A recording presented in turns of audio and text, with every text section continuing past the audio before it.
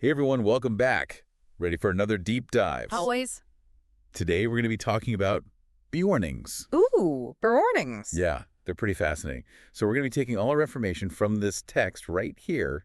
Now I know what you're thinking, Beornings. Aren't those bear people from The Hobbit? Yeah. But there's way more to their story. There is. So much more. It's a really interesting deep dive. So basically today we're going to be learning about who they are, where they come from, what they do, and all that jazz. The coolest stuff. Yeah. So let's get started. Who exactly were the Beornings? Well, they were a group of Northmen. They lived during the Third Age of Sun in Middle-earth. Okay. And they were super strong, like really strong. They had these big black beards and hair. Okay. And they always wore really coarse wool. Got it. Really good with axes. Okay, so they're strong. Yeah, and they were like the protectors of the area. Of where? They guarded important passages that orcs and wargs would try to come through. Got it. And they kept everybody safe. So they're like the guardians. Yeah. That's pretty cool. But, okay, the bear thing. Skin changing.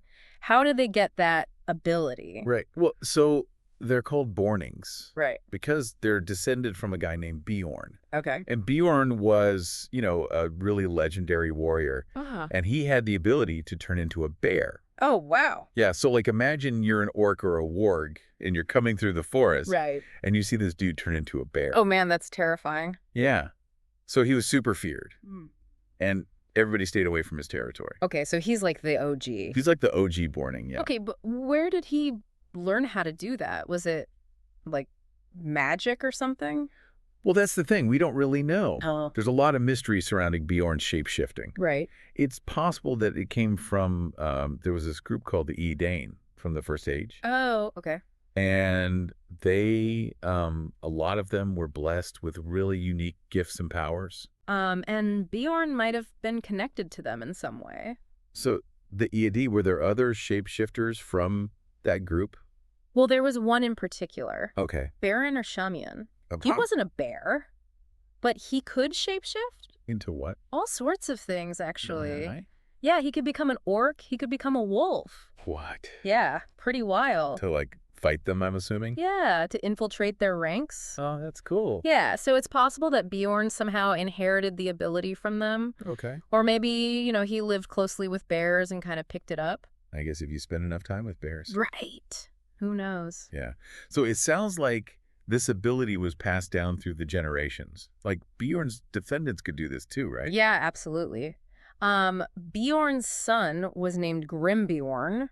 Okay. And he also had the ability to turn into a bear. Oh, wow. And during the War of the Ring, Grimbeorn led the Beornings to fight alongside the Woodmen and the Elves against Sauron.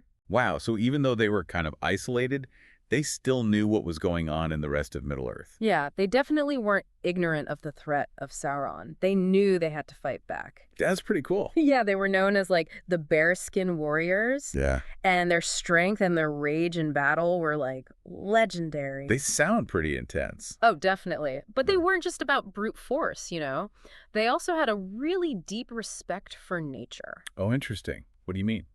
Well, they lived in harmony with the natural world, understanding it in a way that most people couldn't. Right. And I think that's a really important lesson for us today. Yeah, totally. We live in a world that's often disconnected from nature. Yeah, yeah. But the Beornings remind us of the power and the wisdom that comes from living in balance with the natural world. Yeah, that's a good point. It makes you wonder, what would I do if I could shapeshift? Would I use my power for good? Would I try to protect the world? It's a great question. Yeah. What about you? I don't know. It's a tough one. Yeah. It really makes you think. Yeah, and it speaks to the legacy of the Beornings. Absolutely. They're Yeah. incredibly powerful. Mhm. But they also chose to use that power for good. Yeah, they protected their land, they fought against darkness, and they lived in harmony with nature. They sound pretty inspiring, honestly. They really are. So I guess the question for all of you listening is, what animal would you shapeshift into and why?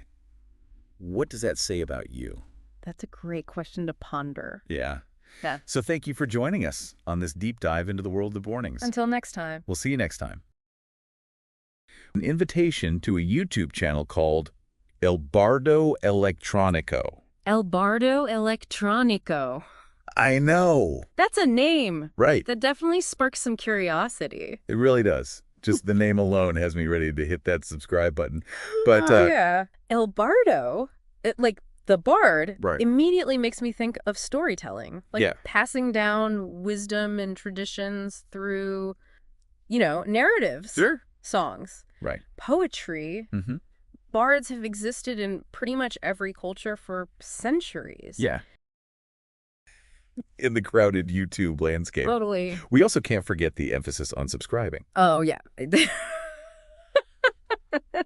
Right. They're definitely trying to build a following. They want to build that community. Yeah. So, So let's recap. okay. We have a channel Mm-hmm.